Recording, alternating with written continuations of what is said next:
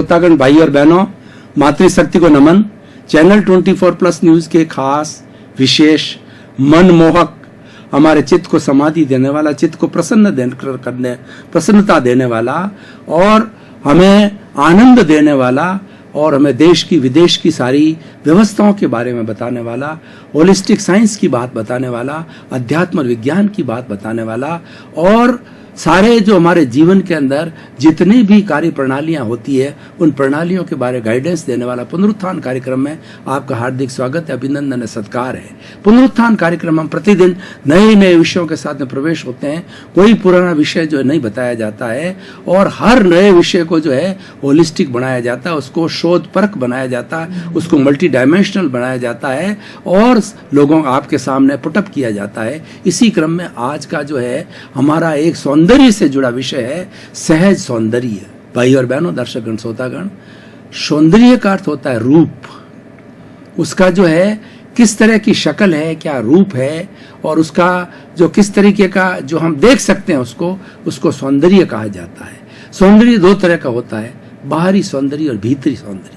हम दोनों सौंदर्य का अलग अलग वर्णन करेंगे और उसके बाद के अंदर दोनों तरह के सौंदर्य को आपस के अंदर जो है हम कॉम्बिनेशन करेंगे, उनका यहाँ आपस में ब्लेंडिंग करेंगे और ब्लेंडिंग करने के बाद में हम इस निष्कर्ष पर पहुंचेंगे कि हमारा बाह्य सौंदर्य भी अच्छा होना चाहिए और भीतरी सौंदर्य भी अच्छा होगा और भीतरी सौंदर्य अच्छा है तो बाहरी सौंदर्य आएगा, नहीं तो बाहरी सौंदर्य नहीं आ सकता है। भाई और बहनों, दर्शकगण, श्रोतागण, हम आपको पहले बाह्य सौंदर्य की बात बताते हैं कि जब हम आँख खोल करके देखते हैं तो हमारे सामने सृष्टि का नजर आता है। पेड़ है, पर्वत है, नदियां हैं, नाले हैं, कल कल बहते हुए झरने हैं। किसी आप हिल स्टेशन पर चले जाइए और हिल स्टेशन पर बैठ करके आधा घंटा 1 घंटा प्रकृति से बात कीजिए। आप प्रकृति प्रेमी बनिए और प्रकृति के साथ में रह करके आप देखिए कि तितलियां उड़ रही है और अपने जो है पक्षी चहचहा रहे हैं और इधर जानवर जो है आपस के अंदर झगड़े कर रहे हैं और ग्रीनरी चारों तरफ पेड़ ही पेड़ फैले हुए हैं और बड़े बड़े हिल स्टेशन, बड़े पर्वत है, पर्वतों पर ग्रीनरी उगी हुई है इस तरीके से, और झरना कल कल बह रहा है, नदी बह रही है और चारों तरफ एक संगीत सा हो रहा है जो कि हमारे जीवन को मोह लेता है। उसी तरह से हम अगर हमारे समाज के अंदर देखें तो भवनों का सौंदर्य होता है, व्यक्ति का सौंदर्य होता है, स्त्री का सौंदर्य होता है, पुरुष का सौंदर्य होता है, बच्चों का सौंदर्य होता है और उसके बाद हम किसी बगीचे के अंदर चले जाएं तो वहाँ फुलवारी देखी जा सकती है। कितने तरह के फूल होते हैं, कितने तरह के पेड़ होते हैं, पौधे होते हैं और फूलों की संख्या अलग अलग, उनकी महक भी अलग होती। गुलाब का फूल होता है, उसकी महक अलग की तरह होती है और उसके बाद के अंदर चमेली वगैरह जितने फूल होते हैं उन सब की महक अलग होती है। आप देखिए ये प्रकृति का निर्माण कैसे होता है, ये प्रकृति माँ करती है। इसका नाम कुदरती रचना कहते हैं और इस कुदरती रचना के अंदर 2 तरह की चीजें होती है, एक जड़ पदार्थ होता है और एक चेतन पदार्थ होता है। जड़ पदार्थ वह होता है जिसके अंदर वर्ण होता है, गंध होता है, रस होता है, स्पर्श होता है और वो कोई तरह का संवेदन नहीं करते हैं। और चेतन पदार्थ वह होता है जो सुख का अनुभव करता है, दुख का अनुभव करता है, उसमें चेतनता होती है, उसके अंदर जो है ग्रोथ होती है और उसके साथ साथ में प्रजनन भी होता है और विज्ञान भी मानता है कॉन्शियसनेस। उसमें 9 तरह की कैरेक्टरिस्टिक बताई गई है और हमारे जितने भी पवित्र जो धर्म ग्रंथ है उन्होंने भी आत्मा की, चेतना की, कॉन्शियसनेस की 9 तरह की कैरेक्टरिस्टिक बनाई जाती है। यानी विज्ञान भी जो है आत्मा से सहमत है, कॉन्शियसनेस के रूप के अंदर वह भी सहमत है। तो ये सारा जो है पदार्थ जो बनता है, जैसे पेड़ है, पौधे है, फूल है, ये सब जीवित प्राणी में गिने जाते हैं और जो है वो अपने बर्ड्स है, एनिमल्स है, वाइल्ड एनिमल्स हैं, ये सारे जीवित प्राणी के अंदर गिने जाते हैं कि उनको सुख दुख का अनुभव होता है और इनके अंदर 9 तरह की संज्ञा होती है। हर तरह का जीवित प्राणी होता है, उसमें 9 तरह की संज्ञा होती है और जो मैटर होता है, पुद्गल होता है, जड़ होता है, उसके अंदर संज्ञा नहीं होती है। 9 तरह की संज्ञा कौन सी होती है? आहार, भय, मैथुन, परिग्रह, क्रोध, मान, माया, लोभ और ओग संज्ञा और लोक संज्ञा।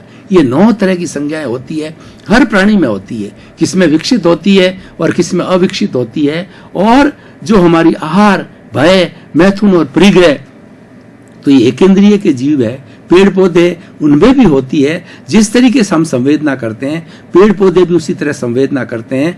आप किसी पेड़ की टहनी को काट दीजिए, तो टहनी को काटने के बाद में उससे कोई रस टपकता है, तो वो संवेदन करता, अपने दुख का संवेदन करता है, और उसे छुई मुई होती है। उसके सामने आप केवल हाथ ले जाइए तो वो मुरझा जाती है, इतनी कोमल है, वो संवेदना करती है। और अभी चेतना के तो जो बहुत बड़े प्रयोग हो रहे हैं, जैसे पानी की बात ले, तो पानी को भी चेतन पदार्थ माना गया, उसमें भी हमारे जैसी कॉन्शियसनेस होती है। और उसके अंदर जो है वो जापान के एक व्यक्ति ने 50 तरह के जो है पानी के सैंपल लिए, कुएं का पानी, झरने का पानी, ट्यूबवेल का पानी, गंदा पानी, इस तरीके से 50 तरह के पात्रों के अंदर पानी रखा गया। और उन पानी के अंदर 2 तरह की भावनाएं फैलाई गई। एक तरफ तो उनको जो है ये मीटर के माध्यम से, तार के माध्यम से उनके अंदर संवेदना दी गई है कि तुम कितने खराब पानी हो, तुम नालायक हो, तुम बदमाश हो, तुम कुरूप हो। और एक दूसरे पानी के अंदर जो है अच्छी पॉजिटिव भावना फैलाई गई, तुम कितने शीतल हो, मनुष्य को ठंडक देते हो, और जीवन का आधार तुम्हारे ये जल ही जीवन है, जल के बिना जीवन नहीं है। और पृथ्वी के अंदर 75% जल है और 60% मनुष्य के अंदर भी जल है। इस तरीके से हमने उसको पॉजिटिव थॉट्स दिए। उसके बाद जब इनको जमाया गया, तो जमाने के बाद में मालूम पड़ा कि जिसको पॉजिटिव थॉट्स दिए गए, उसने अपनी संवेदना करके उसका जो रूप बनता है बर्फ का होता है, वो सुडोल होता है। और जिनको हमने नेगेटिव थॉट्स दिए, उसका जो रूप बनता है वह जो है वो बिना कोई आकार का होता है, भद्दा सा रूप बनता है। तो इस तरीके से संवेदनाएं उनमें भी होती है, इसलिए जल के अंदर भी जो है जीवन माना गया है। तो भाई और बहनों, दर्शकगण, श्रोतागण, ये तो हमारी सारी सृष्टि का बाहरी सौंदर्य हो गया। अब हम भीतर के सौंदर्य की बात करते हैं।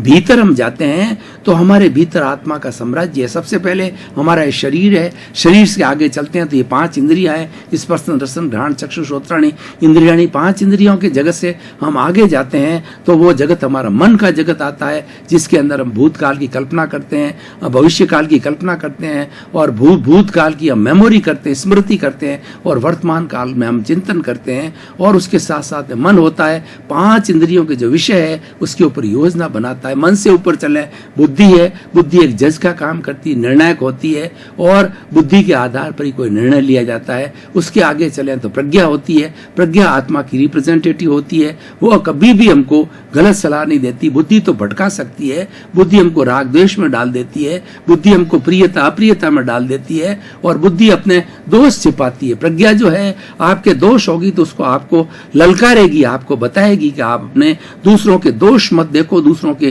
गुण देखो, और स्वयं के जो दोष देखो। इस प्रकार की वो शिक्षा देगी, और उसके आगे बढ़े तो हमारा चित्त है, अहंकार है, और उसके बाद में लास्ट हमारी आत्मा का साम्राज्य है। भीतर के जगत में जाएं तो इतने तत्व है, और वो आत्मा का जगत है, वह बहुत ही ब्लिश का जगत है, वो आनंद का जगत है। आत्मा के जगत के अंदर चारों तरफ आनंद ही आनंद है, आनंद का सागर लहरा रहा है, आनंद का झरना बह रहा है, और उस झरने के अंदर मैं स्नान कर रहा हूँ, और स्नान करके आनंद ही आनंद प्राप्त कर सकता हूँ। और भीतर के सौंदर्य को जाकर के देखेंगे तो वहां पर सुख ही सुख है, वो दुख नाम की चीज नहीं होती है। और आत्मा के साम्राज्य के अंदर राग द्वेष की जगह संभाव होता है। तो इस तरीके से भीतर का जो सौंदर्य होता है वो परमानेंट सौंदर्य होता है, वो हर जीवन में हमारे साथ में जाता है, वो प्योरिटी होती है, इसलिए इस प्योरिटी का सौंदर्य होता है। अब भाई और बहनों, दर्शकगण, श्रोतागण, बाहर के सौंदर्य की बात देखें कि सृष्टि ने तो जो भी तत्व बनाए, जो भी चीज बनाए, एक रेत का कण भी खराब नहीं बनाया है, वो उपयोगी बनाया। हर सृष्टि की हर चीज उपयोग में आती है। वाइल्ड एनिमल भी उपयोगी होते हैं, और जैसे चूहे को बताया जाता है कि चूहा जो है वो व्यक्ति के अंदर प्लेग फैला देता है, लेकिन वो किसानों के लिए बहुत उपयोगी होता है। चूहे जमीन के अंदर बिल करते हैं, बिल करके वो जमीन पोली हो जाती है, पर पोली होने से फर्टिलिटी बढ़ती है। और इस तरीके से जो है वो हर एक के जो वाइल्ड एनिमल के भी अपनी अपनी उपयोगिता है। संसार के अंदर कोई भी चीज अनुपयोगी नहीं। अब प्रश्न ये है कि जो बाहर का सौंदर्य है और भीतर हमारा सौंदर्य नहीं है, तो सौंदर्य नहीं तो वो क्या चीज है? वो जो सौंदर्य निकलुषता है वो उसको हम कर्म रज कहते हैं, वो हमारा राग द्वेष है। वो राग द्वेष जब बाहर में आता है तो बाहर का जो सौंदर्य होता है उसके अंदर अपना राग द्वेष की मिलावट कर देता है।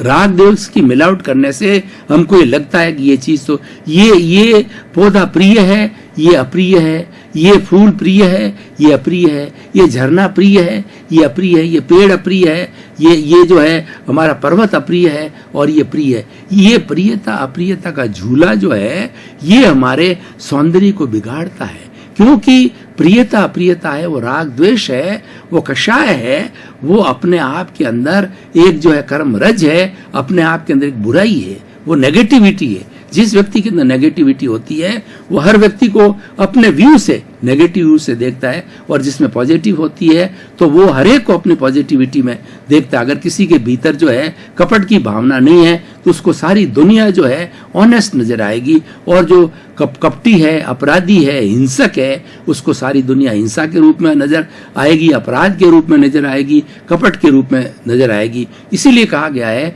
कि जैसी दृष्टि वैसी सृष्टि। आपकी दृष्टि कैसी है, आपका सोच कैसा है, आपकी सोच नकारात्मक है या सकारात्मक है। सकारात्मक सोच है जो कुदरत का जो रचना है, कुदरत ने जो चीजें बनाई है उसके अंदर आपको कोई भी चीज खराब नजर नहीं आएगी, वो एज इट इज नजर आएगी, क्योंकि वस्तु खराब होती नहीं है। वस्तु को खराब हमारा नजरिया करता है, हमारा राग द्वेष करता है, और उसके कारण ही हमको कोई भी वस्तु खराब लगती है। तो भाई और बहनों, दर्शकगण, श्रोतागण, आज हम इस एपिसोड को जो है हमारे तराजू पर तोलें, हमारी कसौटी पर कसें, तो हमको मालूम पड़ेगा कि ये जो सहज सौंदर्य है ये वास्तव में देखने योग्य है। Beauty is to see not to touch, it is told, कि जो हमारे ये सौंदर्य दिखाई देता है उसको आप टच मत करिए, उसको देखते जाइए, उस सौंदर्य का जो है लुत्फ उठाइए कि ईश्वर ने प्रकृति के अंदर कितनी कितनी प्रजातियां बनाई है और कितनी कितनी विभिन्नता बनाई है, और एक से एक बढ़कर के उनमें सह सौंदर्य है, उनके अंदर रूप है, वो हमको दिखाई देता और हमके मन को भाता है, हमारे मन को वो रुचिकर लगता है, क्योंकि वह सहज है। इसीलिए जो चीज सहज होती है वो अच्छी लगती है, क्योंकि सहजता हमारी आत्मा का गुण है। जो चीज हमको अच्छी लगती है इसका मतलब मान लीजिए कि हमारा मानवीय गुण है। हमको जो है हमारी कोई प्रशंसा करे तो अच्छा लगता है, कोई हमारी इंसल्ट करे तो बुरा लगता है। तो इंसल्ट एक नेगेटिव थॉट्स है, और कोई हमें सम्मान देता है, ये आत्मा का गुण है, ये आत्मा का लक्षण है। शांति आत्मा का लक्षण है। आप 24 घंटे के अंदर हर समय जो अशांत नहीं रह सकते, हर समय क्रोध के अंदर नहीं रह सकते, कि क्रोध हमारा गुण नहीं है, क्रोध हमारा लक्षण नहीं है। क्रोध जो है एक बाहर से आया हुआ तत्व है, एक बुराई है, एक कर्मरज है, एक राग द्वेष है। क्रोध, अहंकार, माया, लोभ, ईर्ष्या, मत्सर, इसको हमारी भारतीय संस्कृति के अंदर इन दोषों को, इन पापों को और नेगेटिविटी को 18 भागों के अंदर बांटा गया है। कौन कौन से भाग है वो मैं आपको बताना चाहता हूँ। प्राणातिपाप, मर्सावाद, अदत्तादान, मैथुन, परिग्रह, क्रोध, मान, माया, लोभ, राग, द्वेष, कलह, अव्याख्यान, पैशून्य, पर परिवाद, रति अर्ति, माया मर्सा, मिथ्या दर्शन, शल्य पाप। ये 18 तरह के दोष है, 18 तरह की नेगेटिविटी है। ये नेगेटिविटी हमारा नेगेटिव थॉट पैदा करती है, और नेगेटिव थॉट पैदा होते ही राग द्वेष आता है, और राग द्वेष होने से सौंदर्य जो चीज है वो भी हमको असौंदर्य लगता है, बद्दी लगती है, हमको कुरूप लगती है, क्योंकि उसके साथ में राग द्वेष मिल गया। तो भाई और बहनों, दर्शकगण, श्रोतागण, हम आपको बताना चाहते हैं कि आज का एपिसोड बहुत ही सुंदर है कि इस सौंदर्य को जो है कुरूप कौन बनाता है, ये बात हमें हृदयंगम करने की, आत्मसात करने की है कि सृष्टि का जो सौंदर्य है, हमारे भीतर का जो सौंदर्य है, सारे इस कुदरत का जो सौंदर्य है, वो सौंदर्य तो देखने लायक है और वो सौंदर्य बहुत अच्छा है, लेकिन इस सौंदर्य को कुरूप बनाता है वो राग द्वेष है। कुरूप बनाता है वो प्रियता अप्रियता है, वो डीमेरिट्स और मेरिट्स है, वो लाइकिंग और डिसलाइकिंग है। इसलिए भाई और बहनों, दर्शकगण, श्रोतागण, हमें इस एपिसोड से क्या शिक्षा लेनी है? हमें एपिसोड से शिक्षा लेनी है, अपने जीवन में समभाव रखो। आप जो है अच्छाई और बुराई में सम रहो। कोई आपको गाली देता है तो भी सम रहो, गाली को आप एक्सेप्ट नहीं करोगे तो वो गाली उसकी वापस चली जाएगी। कोई आपका सम्मान करता है या असम्मान करता है, दोनों अवस्थाओं के अंदर सम रहो, उसको समभाव कहा जाता है। और समभाव की स्थिति होती है वह सहज सौंदर्य है। तो इसलिए सहज सौंदर्य चाहे भीतर का हो चाहे बाहर का हो, लाने के लिए हमको समभाव लाना पड़ेगा। हमारे को अपनी दृष्टि है, वो दृष्टि जो यथार्थ करनी पड़ेगी। यथार्थ का मतलब जो है उसको एज इट इज समझो, उसके साथ न तो प्रियता जोड़ो, न अप्रियता जोड़ो, न राग जोड़ो, न द्वेष जोड़ो, क्योंकि वस्तु अपने आप में खराब है ही नहीं है। नजरिया उसके साथ जुड़ता है जब उसको अच्छा और बुरा बनाता है, और सौंदर्य, सह सौंदर्य को असह सौंदर्य बना कहा जाता है, जो कि कुरूप हो जाता है, बेडोल हो जाता है। इसलिए भाई और बहनों, दर्शकगण, श्रोतागण, अपने जीवन का जो है आप एक कहना चाहिए आप लक्ष्य बना लें, अपने जीवन को एक नई दिशा दें। और लक्ष्य कैसा होना चाहिए कि हर दृष्टि के अंदर मैं समभाव रखूंगा, हर दृष्टि में राग द्वेष से दूर रहूंगा, हर दृष्टि हर समय में विधायक भाव रखूंगा। हमारे जितने विधायक भाव होंगे तब हम किसी को दोषित नहीं देखेंगे। जो ही हमारा भाव बिगड़ा, हम दूसरे को दोष देखना चालू कर देते हैं, उसका छिद्रान्वेषण चालू कर देते हैं। ये व्यक्ति बुरा है, इसने ये बुरा काम किया, उसकी 50 बुराई हमारे सामने आ जाती है जब हम, और उसके अंदर बुराई अच्छाई दोनों ही है। ऐसा कोई व्यक्ति नहीं सृष्टि में, ऐसा कोई प्राणी जिसके अंदर अच्छाई और बुराई दोनों ना हो, लेकिन हमारा नजरिया होता है ना, वो उसको अच्छा बनाता है या बुरा बनाता है। उसी तरीके से जब हम पॉजिटिव रूप से किसी को देखते हैं तो हमको लगता है ये व्यक्ति, उसकी अच्छाई का मालूम पड़ता है, उसे गुणों का मालूम पड़ता है। हर व्यक्ति में, हर जीवित प्राणी में कुछ न कुछ गुण होता है। जैसे पेड़ है तो पेड़ों के अंदर देखिए सबसे बड़ा गुण क्या है कि वो हमारी कार्बन डाइऑक्साइड का शोषण करते हैं और हमें ऑक्सीजन देते हैं। ऑक्सीजन हमारी प्राणवायु है और बिना ऑक्सीजन के हमारा जीवन 1 मिनट भी नहीं चल सकता है। इसीलिए पेड़ों की पूजा की जाती है। और पीपल का पेड़ ऐसा है 24 घंटे वो ऑक्सीजन देता है। और आज विज्ञान ने बहुत से आविष्कार किए हैं, लेकिन ऑक्सीजन मैन्युफैक्चरिंग की उसने कोई फैक्ट्री नहीं लगाई है। वो बॉटलिंग जो कि पेड़ पौधों से आता है वो अवश्य करता है, लेकिन उसने कोई भी फैक्ट्री नहीं लगाई थी। ये तो सिर्फ पेड़ों से मिलती है। तो ये पेड़ों का गुण है, और जब उसके अंदर ये गुण है तो ये वो वंदनीय है, पूजनीय है।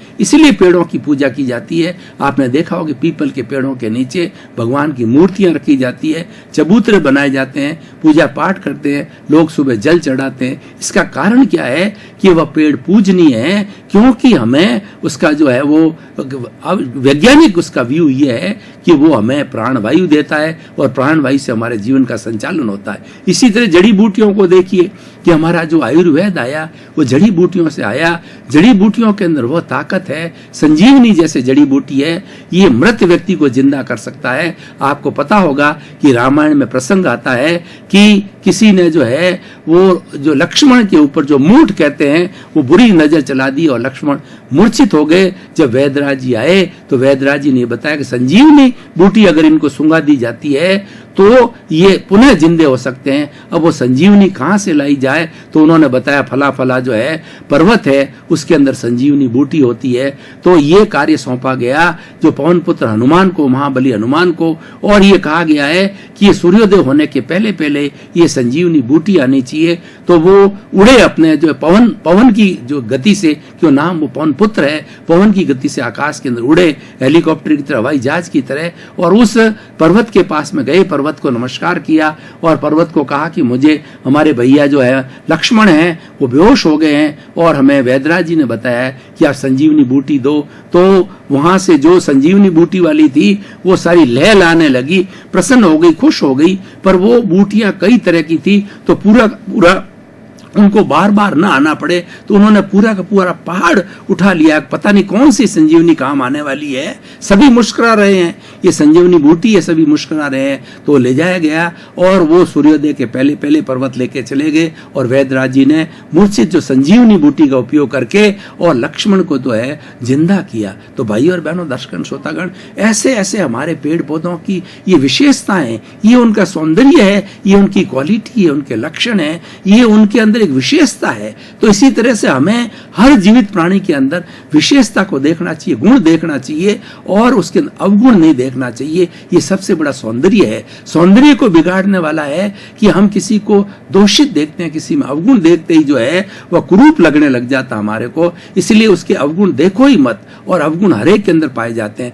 तो भाई और बहनों, दर्शकगण, श्रोतागण, अब समय की अल्पता को देखते हुए हम बाह्य सौंदर्य और भीतरी सौंदर्य की ब्लेंडिंग करते हैं कि बाहर जो सौंदर्य आता है वो भीतर से आता है, क्योंकि जो सृष्टि के अंदर ये छटा है, ये लीला है, ये जो रचना है कुदरत की, ये तो सहज है और इसके अंदर सहज सौंदर्य है, उसके अंदर कोई कमेंट करने की जरूरत ही नहीं है। लेकिन जो भीतर के अंदर हमारा जो राग द्वेष है वो बाहर के सौंदर्य को खराब कर देता है। इसलिए भीतर को शुद्ध करने की जरूरत है। भीतर हमारा जो भाव जगत है उसको शुद्ध रखनी चाहिए। हम जो चिंतन करते हैं, हमारी भावना जो करते हैं, वो भावना किसी के प्रति गलत भावना नहीं करनी चाहिए, यानी हमें भाव नहीं बिगाड़ना चाहिए। जब जब हम भाव बिगाड़ते हैं तो भाव हमारे कोहज के रूप के अंदर कर्म बीज बन जाते हैं, और वही कर्म बीज जो है आने वाले हमारे जन्म के अंदर कर्म फल और कर्म परिणाम के रूप के अंदर हमारे को जो है परेशान करते हैं, सुख देते हैं, दुख देते हैं। इसीलिए कहा गया as you sow so you will reap, जैसी करनी वैसी बढ़नी, what you will sow you will get the fruits of that. इसीलिए हमें हर एक के प्रति जो है चिंतन अच्छा रखना चाहिए।